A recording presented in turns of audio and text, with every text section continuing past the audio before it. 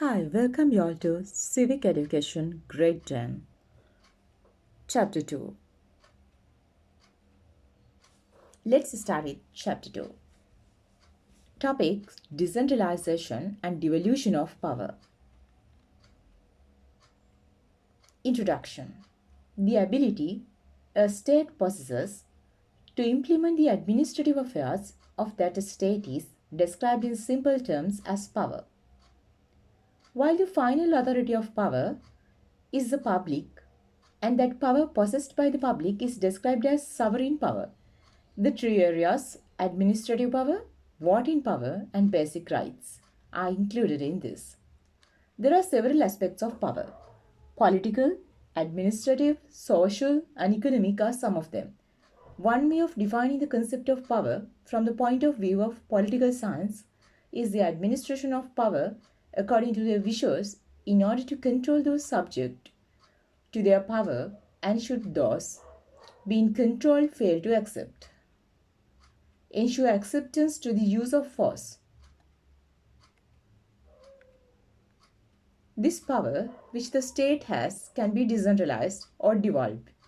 Accordingly, the present day states decentralize as well as devolve power.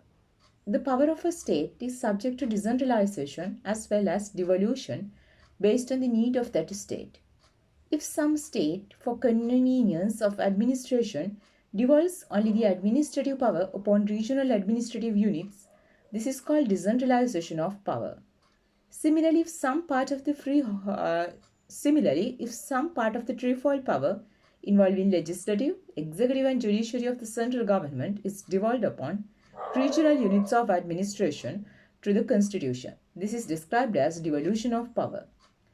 By studying this lesson unit, you will be able to understand the concept of power, its different facets, decentralization, and devolution of power, unitary and federal systems of government, and with our past experiences, we can understand how power is devolved in countries like the United States of America and Switzerland. Next topic is power. Let's start.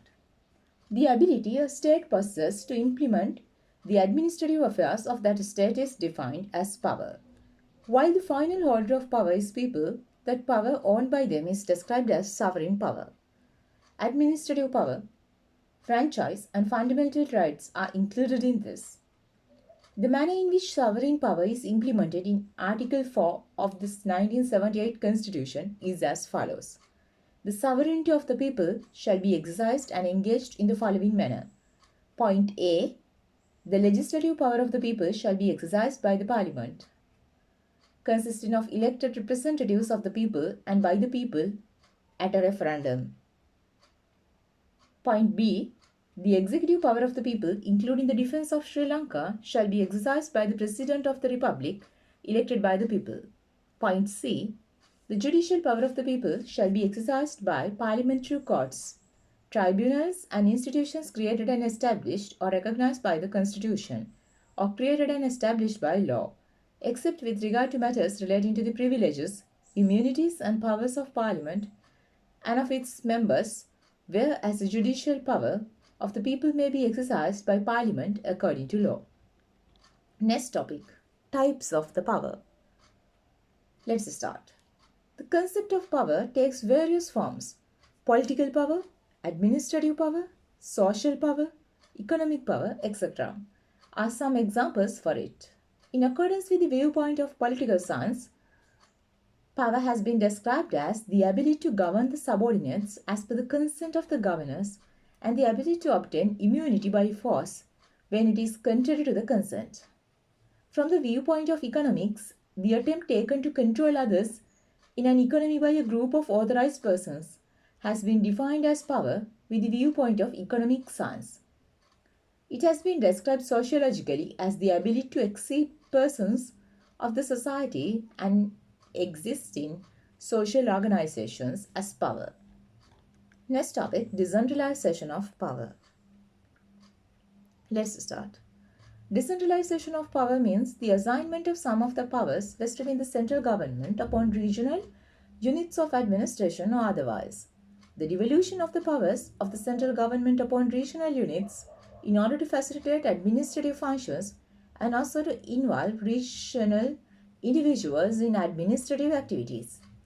One outstanding feature evident in the decentralization of power is that it is implemented through an act passed by the legislature. Similarly, another feature is that such power can be revested in the central government at any moment. The best example that can be given is the decentralization of power on local government bodies in Sri Lanka. To the decentralization of power, the responsibility of formulating plans, management, acquisition of resources, and their distribution have been assigned to regional level administrative bodies, local government bodies, provincial governments, semi-independent public authorities, and corporations. Decentralization of powers of the central government can be implemented in various ways. Decentralizing the pattern of administration is one of them. It will be possible to understand how the administrative power from national level to regional level is decentralized from the examples below. National level, it is Ministry Secretary. District level, it is District Secretary. Regional level, it is Divisional Secretary. Grama Niladhari division level, Grama Niladhari. From top to bottom, it goes as national level, district level, regional level, Grama Niladhari division level. Assignment of functions of central government to regional administrative units is one aspect of decentralization of power. Under this, formation of the local authorities, that is local government bodies, municipal councils, urban councils, Pradeshiya Sabha are examples. Another aspect of decentralization of power is the assignment to regional units the powers that belong to state enterprises or state authorities. In this regard, necessary powers are vested in different departments, corporations, and authorities to run state enterprises. Example, State Petroleum Corporation, Sri Lanka Ports Authority. Next topic, unitary state. Let's start. What happens in the decentralization of power is the assignment of only administrative powers of the state to regional administrative units. In other words, legislative, executive and judicial powers are handled by a single center of power. A unitary state is a state where the legislative, executive and judicial powers are executed and controlled by a single central government. No devolution of power takes place in a unitary state. Local government bodies can exist as some administrative powers of the central government have been decentralized in order to facilitate administrative functions. Local government bodies operating in Sri Lanka can be cited as an example. While the assignment of administrative powers to local government bodies are vested through an act of parliament, there is also the ability for the central government to withdraw such powers from local bodies at any moment. Professor Herman G. Feiner, the eminent political scientist, points out that if all types of executive powers are concentrated on a single institution, this becomes a unitary state. Next topic, characteristics of a unitary state. 1. Exercising the executive, legislative and judicial power by a single central government. 2. Decentralization of only the above administrative powers to regional administrative units with the objective of facilitating the administrative functions of the central government. 3. Decentralization of administrative power is only possible through an act passed by the legislature of the central government. 4. The ability to revert the administrative power that have been decentralized at any instance the central government desires. Next topic, devolution of powers. The assignment of the executive, legislative and judicial power vested in the central government to local government bodies by an act of parliament is termed as devolution of power. This can be implemented only through the constitution. If power is devolved newly or the vested power is revised by any means, the existing constitution should be amended. Next topic, reasons for the devolution of power in modern states. 1. Need for unity to be built up amidst diversity. Under that, what this implies is to gather all the groups who speak different languages, follow different religions, and belong to different ethnic groups under a common principle of nationhood to participate in the functions of government while respecting the identity of the respective groups. 2. The difficulty of administration from a single central position because of the size of the state. 3. Ensure national security. Next topic, federal states. Under that, you have learned that the assignment of the legislative, executive and judicial power of the central government to regional units of administration is devolution of power. States that have implemented such devolution of power are called federal states, or in other words, the states where legislative, executive and judicial power of the central government is assigned to regional units of administration by the constitution itself are federal states. Division of power between the central government and state governments is a basic feature of the federal system of government. Instead of a single center for power, two types of centers, as central and state, can be seen in federal states. Similarly, sometimes the existence of two systems of law, such as laws of the central government and the laws of the state government, can be seen in a federal state. Federal states are formed due to various reasons and factors. One such factor is the union of several independent states and the creation of a federal state to facilitate administrative functions. Normally, local governments or federal states are called states. Sometimes some other specific terms are in use to designate a federation. Example, the local governments functioning in Switzerland are called cantons. Next topic, characteristics of a federal state. 1. There is a written constitution. 2. Demarcation of powers of federal states as well as central government clearly in the constitution. 3. Assignment of power of interpretation to the Constitution to a higher judiciary, example, federal jurisdiction of the United States of America. 4. Establishment of an upper house of representatives, Senate, example, Senate of the United States of America. Next topic, characteristics of a federal state for its effective existence. 1. Effectiveness per the existing constitution of the state. 2. All ethnic groups to exist with common feeling. 3. Providing financial resources to federal states in a fair manner.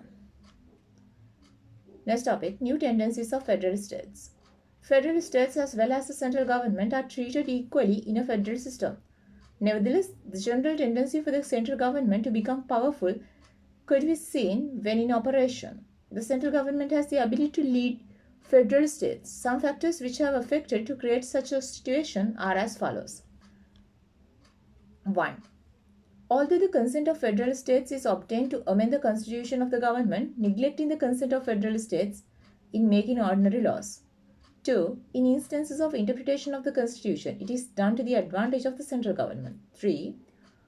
The central government has become the strongest in the implementation of financial deals between the central government and federal states. Federal states depend on the financial allocations made by the central government. These are provided subject to various conditions. 4. As the welfare provided by the government increases, its responsibilities assigned to the central government. 5. Coordination is accelerated as the result of modern developments in communication and transport services. 6. Assigning the responsibility of taking economic decisions which affect the whole country in face of world economic crisis to the central government. 7. Situation in the international field after the Second World War. Example, enhancement of power of the President of the United States of America.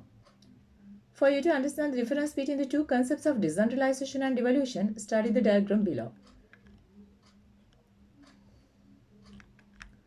Topic is decentralization of power. Administrative powers of the central government.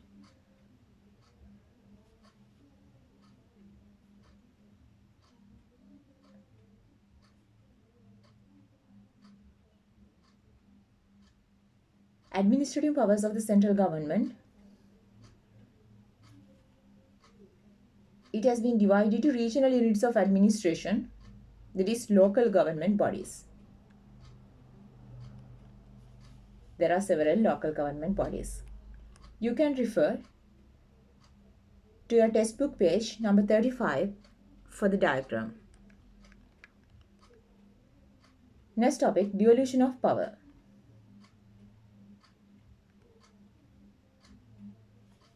At the center, legislative, executive and judicial powers of the central government is there. There are federations attached to the central government. Federations are attached with regional administration units. Example like local government bodies. You can refer to the diagram in page 36 of your textbook.